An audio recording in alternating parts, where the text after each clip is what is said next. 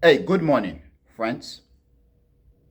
Today is Tuesday, February the 25th or the 25th, 2025, and the time now is 7:42 a.m. So, friends, I want to talk briefly about geopolitics. I want to talk briefly about two topics. One being the trip by the French president, Emmanuel Macron, his trip or his press conference with Donald Trump, the president of the United States. And two, regarding the election in Germany. So, Germany has had an election, and already the election result has been published.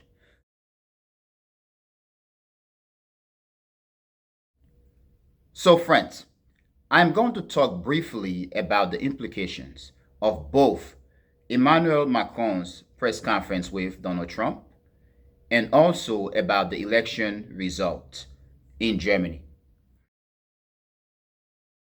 Now, friends, you are watching the playlist series, The Trends and Headlines in Geopolitics, and this is episode 30. Once again, friends, you are watching the playlist series, The Trends and Headlines in Geopolitics, and this is episode 30. Now, friends, number one. So, the French president Emmanuel Macron had a press conference with the president of the United States, Donald Trump.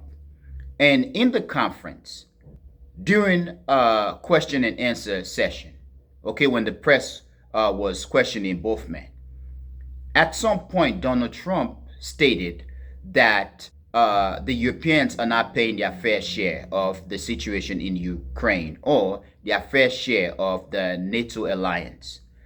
Let's be honest. I do believe that NATO is much more prominent, it's much more the interest of the United States than it is the European. Because the Europeans, I do believe as of now, even though they do believe in white European dominance, I do believe many European governments and leaders have come to acknowledge the fact that the world is changed. Okay, the world has changed significantly. Now, the United States, on the other hand, is an empire with over 750 bases around the world. Okay, there are some estimates that the United States has at least 800 bases all over the world.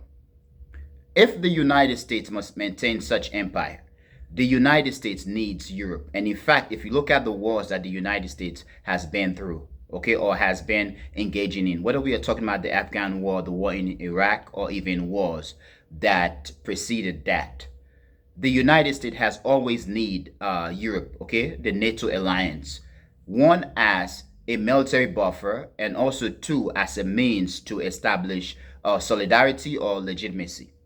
So NATO is very much an interest of the United States in terms of the US ability and willingness to maintain its empire. Now, during the conference, when I look at both men, Donald Trump and the president of France, Emmanuel Macron, as much as he is much younger than Donald Trump, this man is about 40 years old. Emmanuel Macron looked much more confident, okay, than Donald Trump. Donald Trump actually appeared as if age and health is finally catching up with him. He was stumbling in his speech, and he looks as if he was forcing himself to talk. He doesn't look happy. His face looks sour and red. Usually, Donald Trump, his face is orange, but his face looks sour and red. Now, at some point, when Donald Trump stated that Europe isn't paying its fair share to the alliance, Emmanuel Macron actually stopped Donald Trump. He interrupted Donald Trump to the point where he stated that Europe, okay, is paying, okay, 60%. And I do believe, if I can remember, and this was in regard to the war in Ukraine or in regard to the alliance, okay, in general. Now, what this implies to me is that one, Donald Trump has put his foot in his mouth. He came into the presidency for the second time, going at everybody, whether we are talking about him talking about taking over Gaza, okay, the U.S. will take over Gaza, will own Gaza, okay, will relocate the Palestinian people and will turn Gaza into the Riviera of the Middle East, or Donald Trump basically got on Denmark, okay, talking about owning, invading, taking over Greenland. Donald Trump went at Colombia, he went at Mexico, and he also went at Panama, threatening to invade Panama, to take the Panama Canal. Now, since Donald Trump has come to power, okay, he has been teaming up with Russia. He has been signaling working with Russia.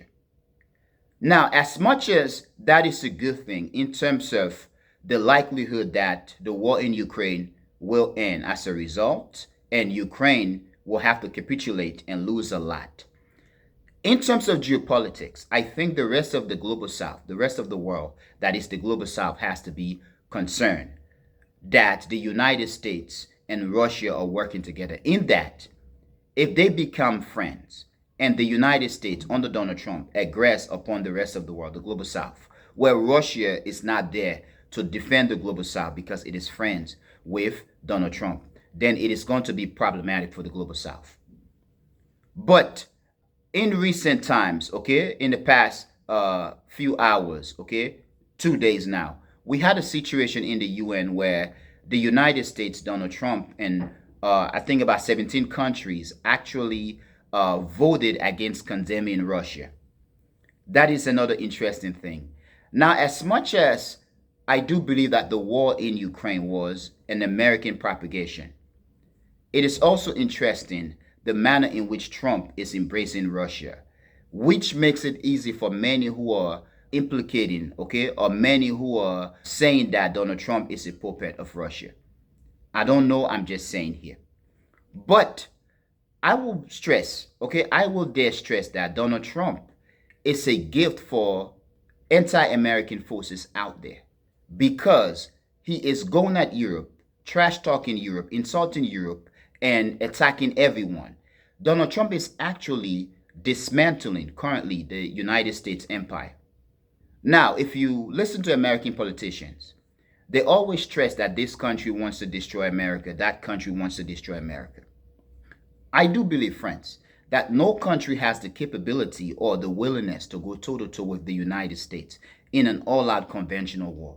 Yes, perhaps the Russians, to some extent, can do, and the Chinese can as well.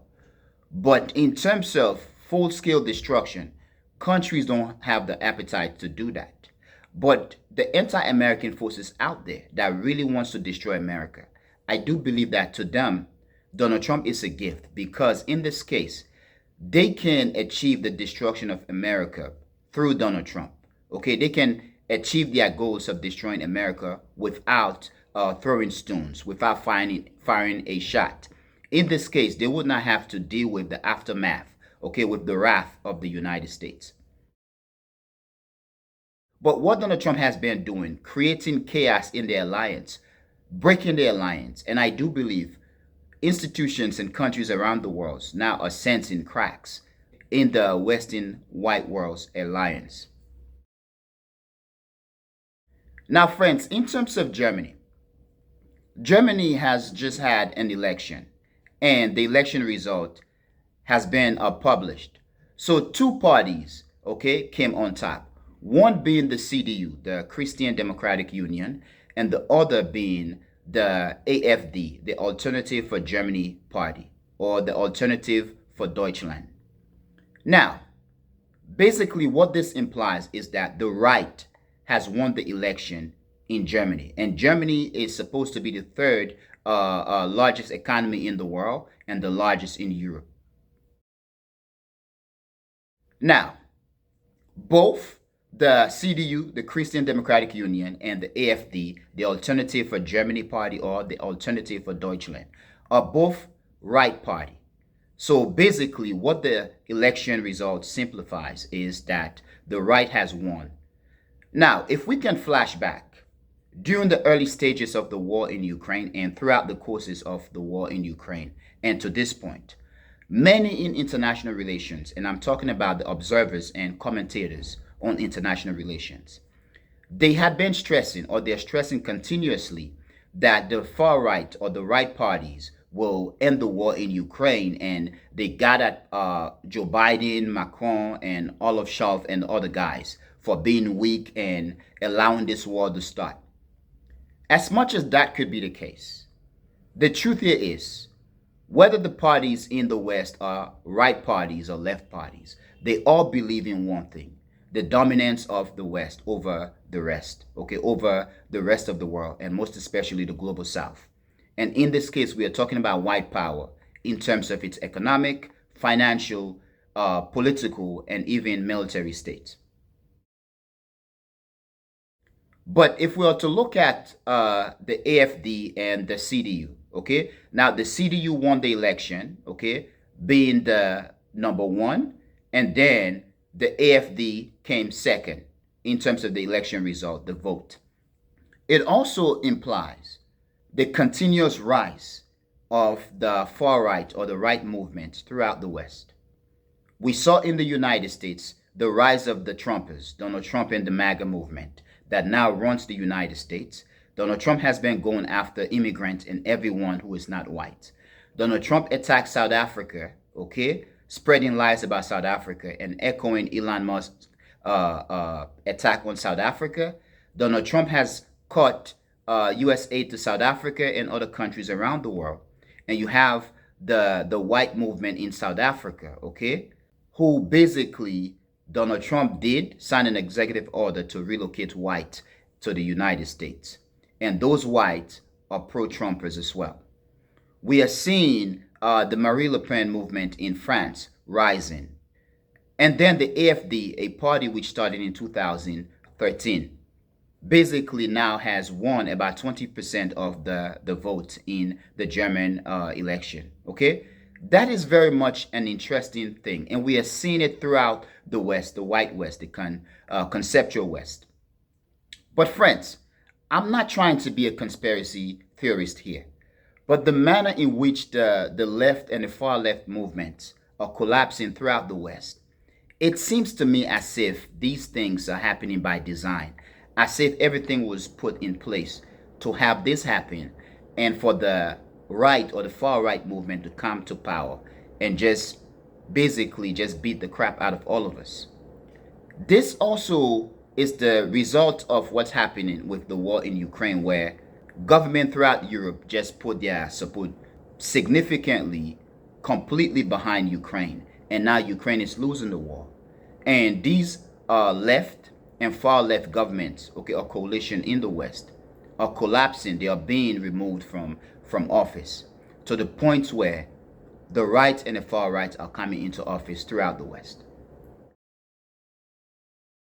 Now, as much as Donald Trump and the right movement in the West could end the war in Ukraine, we in the global South, us in the global South, must be very concerned, because no matter what they do, the governments of the West, whether we are talking about the far left, the left, or the right, or the far right, they all believe in one thing: white European ethnic dominance, basically white power.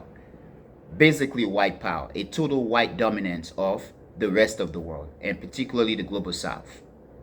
So we have to be very concerned here as the people of the global South. And one thing is that I remember many in the West who are highly critical, okay, or have been critical of the war in Ukraine, and they want the war in Ukraine to end. And it appears to me that it is because the whole idea of the war in Ukraine is exposing the weakness of the white world, okay, and the weakness of the white powers out there, the United States, France, Britain, and so on, in terms of their ability to end the war and to destroy Russia or defeat Russia. But these same people, as much as they want the war to end, and they've been critical of Biden and other government, Macron, Olaf Scholz, and so on, when Donald Trump came to power, one of the first things he did, he attacked Somalia. He bombed the heck out of Somalia. We don't hear about it. And those same people who had been critical of the war in Ukraine, or even the war in Gaza, in the Middle East, are basically silent. They haven't said anything about what is happening, okay, with Donald Trump bombing Somalia. And we don't hear anything from them about the situation in the Congo or even in Sudan. In fact, Africans don't make the news. Africa and Africans do not matter in terms of when it comes to the Western world's news or news headlines. So it is very interesting. But just like the Nazi movement in the 1930s, the far right movements today, as much as yes, we are seeing the proliferation of the demonstration of the Nazi salutes, whether we are talking about Elon Musk, Steve Bannon, and others, as much as we are seeing dangerous rhetoric against immigrants and minority communities around the world, okay, in Western countries. Yes, these countries have been made Nazi-like explicit statement and starting war in the manner in which the Nazi did, compared to the Nazi that were basically fighting even white countries, France and so on. The Nazis invaded France, Czechoslovakia. The Nazi fought against the Americans and the British and so on. At the end of the day, the Nazis of the 1930s and the right and far right movements today, they all seem to believe in one thing, which is a total white European ethnic dominance. Okay? A complete dominance and control of the rest of the world, especially a complete dominance over the people of the world known as the Global South. Perhaps, friends, I would like to hear what you think.